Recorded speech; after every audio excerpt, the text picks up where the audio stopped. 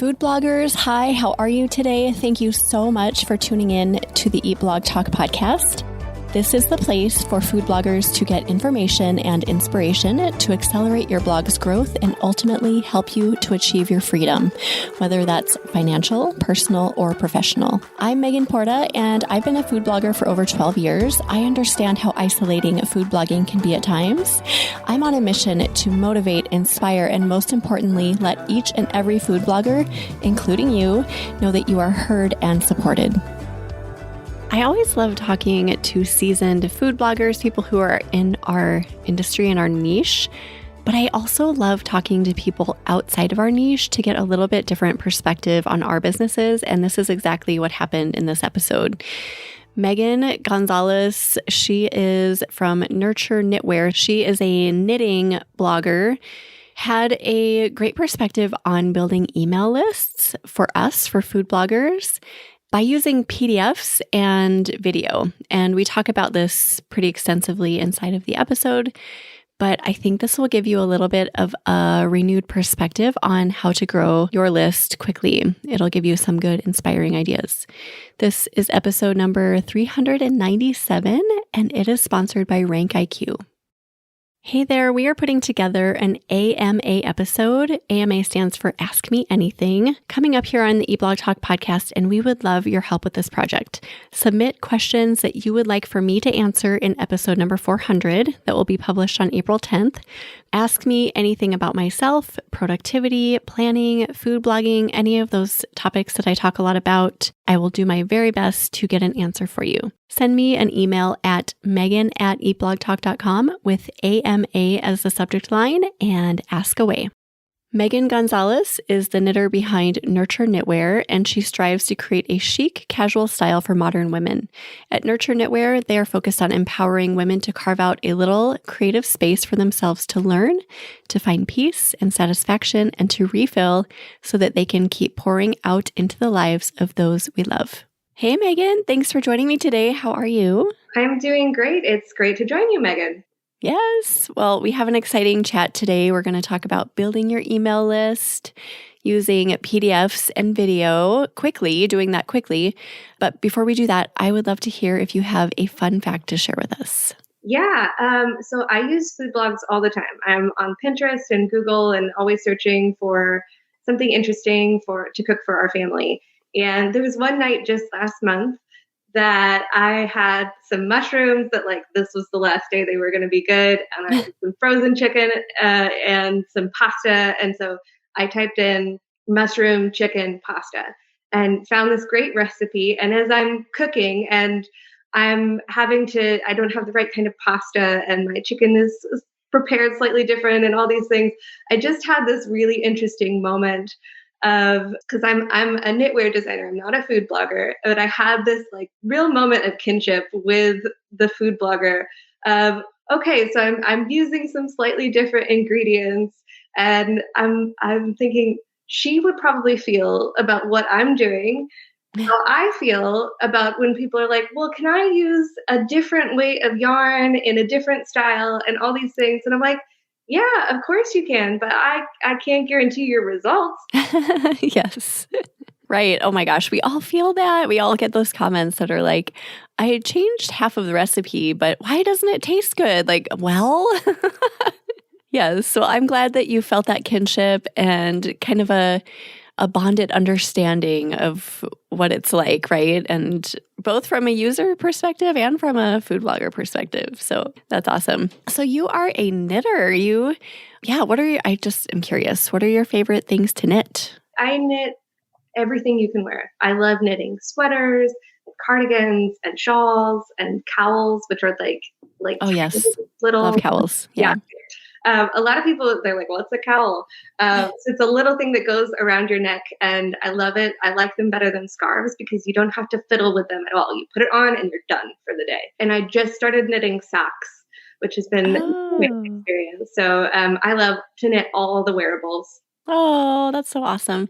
So my mom taught me to crochet when I was young, so I've done that my whole life. But knitting, I never got into, and she now is gone. And I'm like, dang it, I wish I would have had her teach me that because I think it's It's so different, right? Because you use the 2 knitting needles versus just 1 crochet hook. So it's like a whole new world. Yeah, it's quite different, but if you know how to crochet, it will actually make your passage into knitting easier. You just want to knit continental instead of English style. And because I actually crocheted for 21 years before I picked up knitting needles. Ah. And I had tried to learn a few times before and failed. I mean, like utter disasters kind of failed. But then I was a new mom. I had a 1-year-old, and we had moved when she was 6 weeks old to Wisconsin, which was 6 hours away from my family. I knew absolutely nobody there. And that first winter hit, and it was absolutely brutal. I was so isolated and just like really kind of into it was just me and my baby. And it was so cold, like it was brutally cold. I did not understand what cold was there. And so then it started to thaw out, in like May. Yes, early June. And so I was like, all right, the warm weather is starting. People are getting out. I have to make friends now if I'm going to survive this next winter. And so that led me to a local yarn shop called the Lost Sheep Yarn Shop. And it's a phenomenal place if you're ever in Sheboygan, Wisconsin. And I started going to their knitting nights, and I was the only crocheter. And everybody was like, you should learn how to knit. You should learn how to knit. And I'm like, I have a 1-year-old. I can't do anything. I have no brain whatsoever. And they kept going, you should learn, you would like it. And I just kept seeing all these beautiful things that they were making. Because crocheting is great for scarves and blankets and home goods. And like crocheting is wonderful, but it is not as great for garment. Yeah. And I, crocheting for 21 years at that point, I had literally made 3 blankets for everyone in my family. And like was running out of places to give them away even. So I learned for my birthday that year. Oh, that's awesome. And I just took to it like nothing I've ever taken to before. Well, that's inspiring. It was really wonderful. And I had started crocheting when I was 7. And so I learned, or I might have been 6, I learned to crochet before I even learned how to read. And oh my goodness. I grew up in rural Indiana. I had no access to crocheting patterns. I mean, we didn't really even have the internet at that point, like not where we were. And so I didn't know how to read crochet patterns. I wasn't accustomed to using them. And I just kind of brought that with me into knitting. And everybody was like, you're knitting that without a pattern. What do you mean you're knitting that without a pattern? Well, but I mean, that's just, yeah. I mean, I want it to look like this, and I see it in my head. And so I'm just going to make it happen. And I can. Right. So they encouraged me to start writing them down and posting them up on Ravelry, it's like Facebook for knitters and crocheters, but it's like a marketplace as well. So, it's a really cool spot. If for anybody out there who knits or crochets, you can get lots of great patterns and just chat with other people. And so they awesome. encouraged me to start putting them up there. And I very, very quickly got into it. So a year after I started knitting, I started publishing patterns every month, and that turned into 2 patterns every month. And like it just kind of blossomed from there. And so I've been publishing patterns for about 2.5 years now. But I had just kind of been doing it, as I could. I was publishing on a regular schedule, but I was basically just doing it all on Instagram, which is okay. a horrible way to do things, as we all know, and I should have known better, because you're sharecropping. You're building your entire platform on somebody else's land, and they can take it out from under you at any time, which Instagram has been doing a lot of recently. So I had been hearing forever, okay, you need a blog, you need an email list, you need an email list, you need an email list, you need an email list. I'm like, I know, I should have one, but I don't have the time. I really, really wish now that I had made the time a lot earlier. Yeah. But you live and you learn. Right. So I started my email list about midway through last year. And over the course of 6 months, collected about 70, 75 email addresses, which for not doing anything or really anything was Not bad for doing nothing. but definitely not gonna help me sell a boatload of patterns. Right. But during this last fall, I had been doing all the behind the scenes setup to get my blog going. And I had blogged once before beginning knitting. I was a writer, I was a fiction writer. And I had tried blogging then and I hated it. I really, really hated it. But that I think is intrinsic to trying to be a blogger as a fiction writer, because there's nothing good to write about. Your fiction readers don't care about your writing process. The only people who care about your writing process are other writers who are not your readers. And it's a whole thing. So it's really hard to write as a fiction writer a blog. But the great thing is I learned a lot of my mistakes on that old blog. And so when I was getting ready to set up this one, I have 2 kids now, and they're in preschool 2 days a week. Both of them are in preschool 2 days a week, and my eldest is in preschool every day, or Monday through Friday. And so I have just a little bit more time and space. I'm like, okay, now is the time to get it set up. So I started doing keyword research. I started doing all the different things that I had done so wrong before.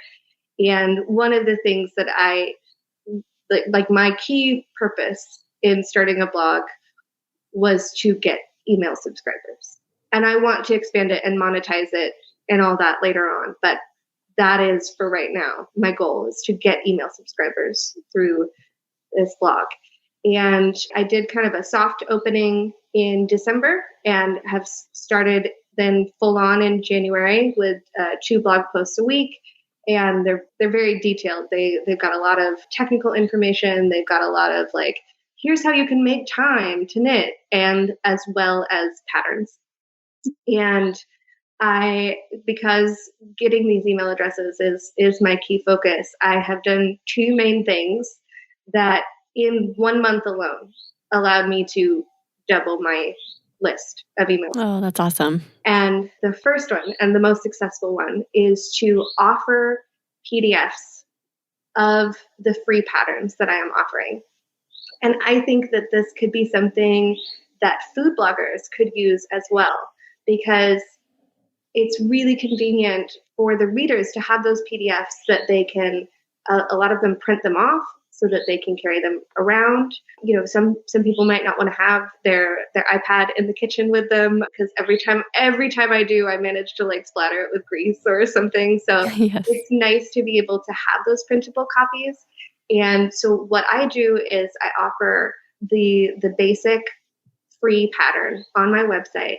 And then you can opt into my email list to get some more detailed information, as well as a copy of that PDF.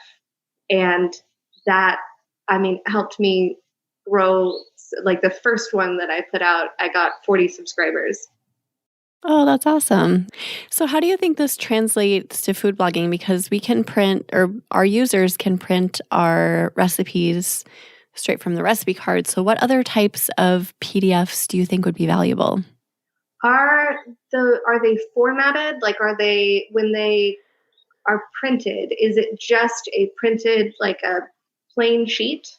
Right. It comes out on one page usually, if everything fits. And yeah, it's just like instructions. So it is everything. Okay. I think you can make it more visually appealing. I think you could use Canva or even Pages. You can do a lot of like really beautiful document work to really brand it, to use your colors, your styles, and make it something really beautiful that they're going to want to have this like copy that it's not just the basics, but they get like your vibe coming off of it. And if there are any extra like hints or tips that you can add in to give them that more value added, if you can just like keep back just a little nugget of something off of the actual post and then add that into the print off.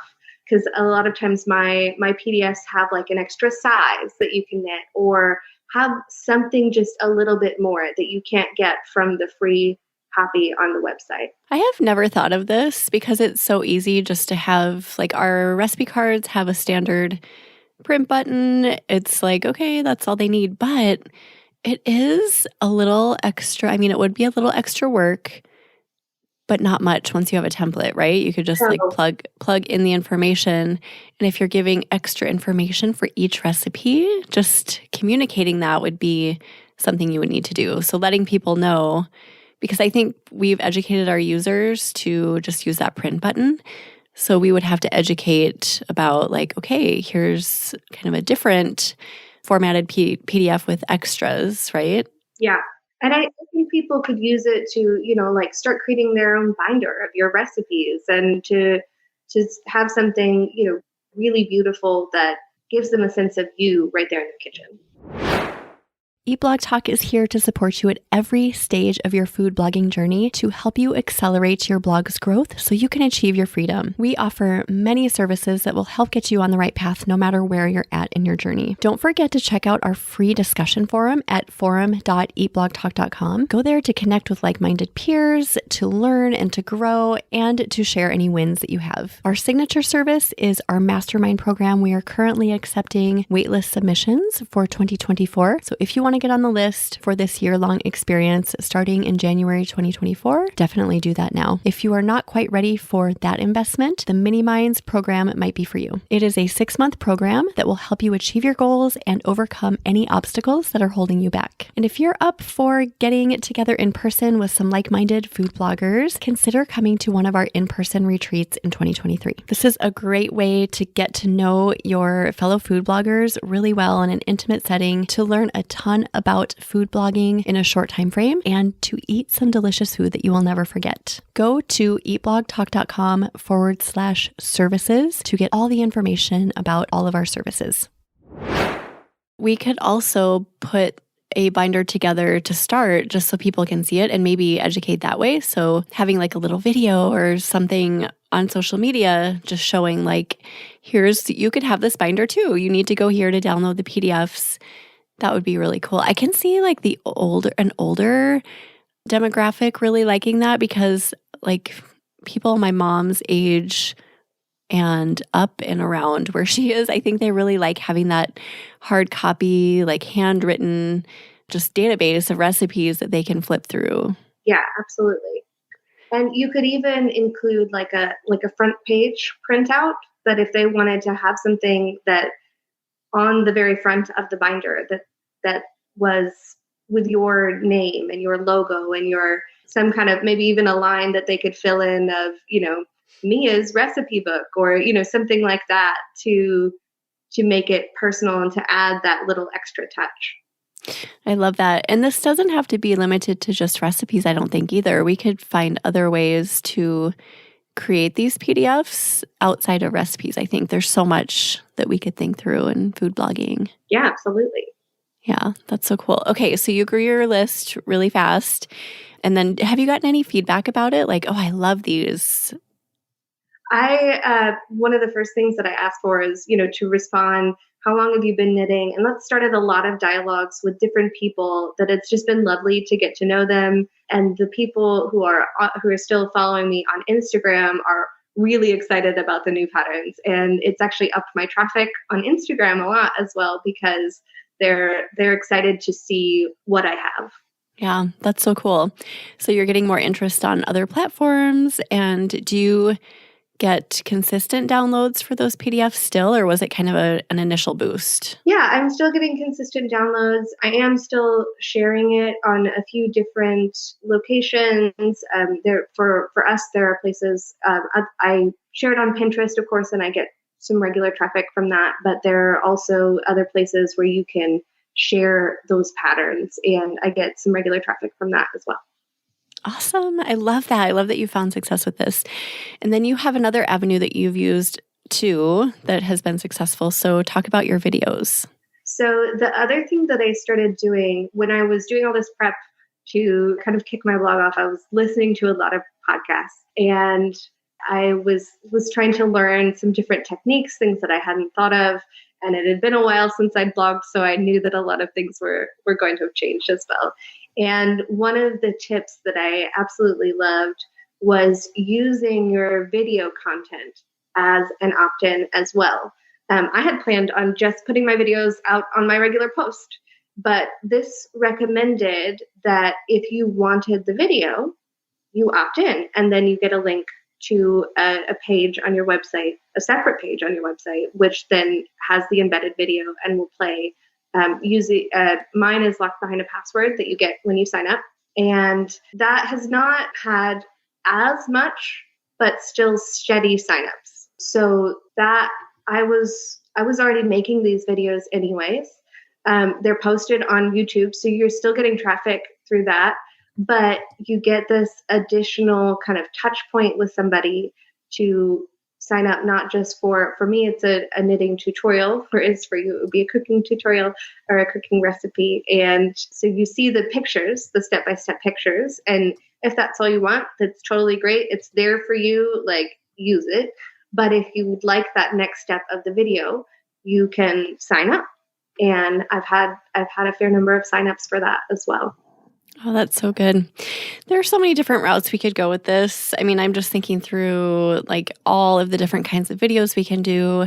And so tell me about you said you put it behind a password. Do you just put them on your site that in a place that's password protected? So I have them each on a separate page right now it's password protected. And it's really nice. Once I got that first page set up, I think I have the Happy Clone plugin. So I just duplicate the page and like put my new URL in for the YouTube video. And so everything is each page has got the same password, which makes it really easy on the user, like on the newsletter subscribers, so they're not having to remember a new password for each video that they want to access. But it's really nice this way because it increases my page views, because people are clicking through multiple pages to view this video versus the photo tutorial.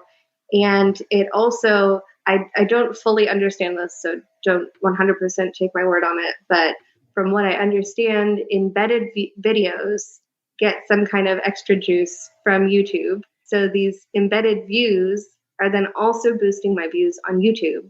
And so people are also finding me on YouTube and then going back to my blog and finding more information. And it creates this nice feedback loop. Oh, that's so awesome. Do you have any ideas? Like being outside of the food blogging niche, sometimes I feel like people who are fresh have ideas like, oh, you could do this or you could do this. I'm curious if you have any just kind of novel ideas for food bloggers in either the PDF or the video realm. I think maybe like preparation tips, like pre-preparation tips. One of the best things that I've ever learned from a food blogger is to cook up like big batches of shredded chicken. So I cook them in my crock pot. I shred them with my KitchenAid mixer, and that has just made my life so much easier, because then I put them in the freezer and I can take out, I separate them by cups. So then I can just take out a cup of frozen, pre-cooked shredded chicken, and it makes my dinner prep so much faster in the evening. And I think if there are things like that could be shared either via video or PDF, that make life easier, because I enjoy cooking, but with 2 preschoolers running around and trying to run a business and, all the things, I don't always have a lot of time. So those things that save time, that make life easier in the moment, those I would definitely sign up for. Yeah, and it doesn't even necessarily have to be something that we're writing about. We could just pull it out of our existing content, like you said, little tips about the process of making the recipe. And then I just had the thought too that you could go through your comments and just see what people are asking about the recipe, and if there's anything there that could be expounded upon that you could turn into either a video or a PDF. I think that would be valuable too. But yeah, what a valuable way to offer content to your user that they're wanting, and in return, get their email address. You can just continue to build your business. Yeah, absolutely. And yeah, always ask your users. I love using Instagram stories and put polls out there all the time. And since I've started doing that, I just started doing it last summer or fall. And it for a knitting pattern, it does take about a 6 month run up from from me beginning Oh, right. to actually publishing it. So I'm just starting to see these patterns that people have voted on come out, and they are selling 2, 3 times better than my previous patterns because I know exactly what they want because I've asked them and they've told me. Hmm.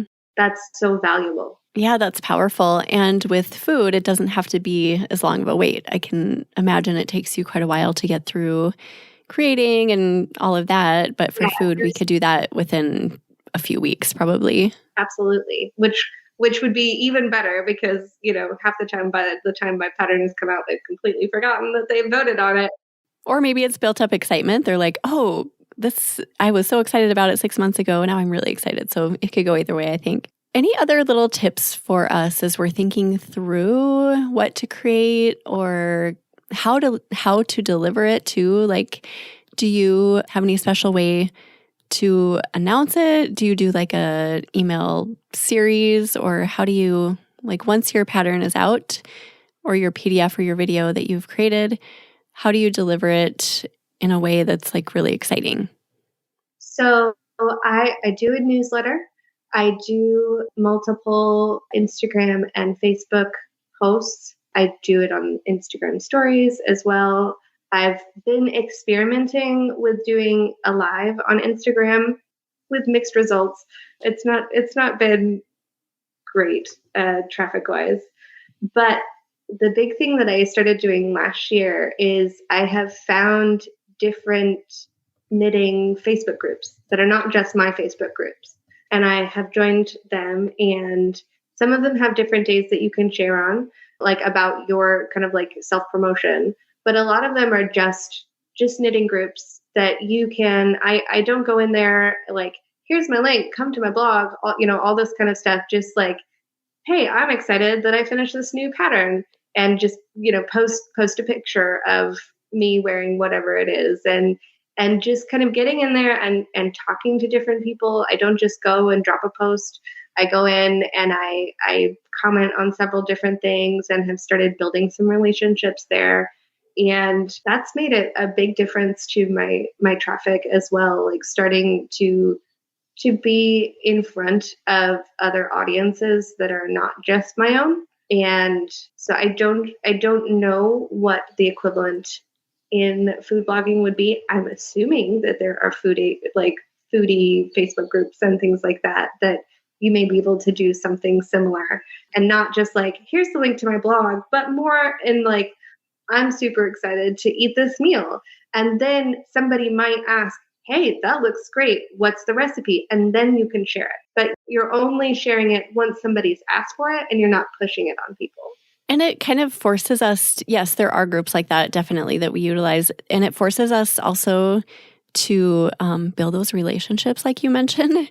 That sounds terrible, like if we're being forced to, but it's kind of one of those byproducts that happens that we don't expect. Like, oh, I'm going in here to share my links and to get traffic ultimately. But then what ends up happening is that before we know it, we've actually made some friendships. So it's kind of cool the way that works. Is there anything else, Megan, that we need to know before we start saying goodbye that you feel like we've missed that would be really good to touch on? I don't think so. All right. Well, this was super valuable. And what a new way for us to think around getting our email list built up. I know that there are so many changes always on the blogging front.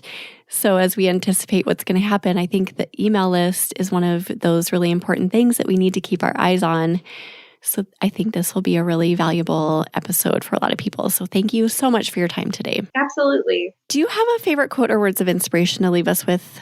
Yeah, one of my favorites is, it's actually on a t-shirt that I got as a free promotion ages ago, but it says create every day. And I wear it all the time because I love getting that reminder of, like what we're doing. It's not just work. It's not just, entering things into a database. We are creating. whether that is with knitting or with food or through writing on our blog, we are creating. And that's, to me, that's really inspiring.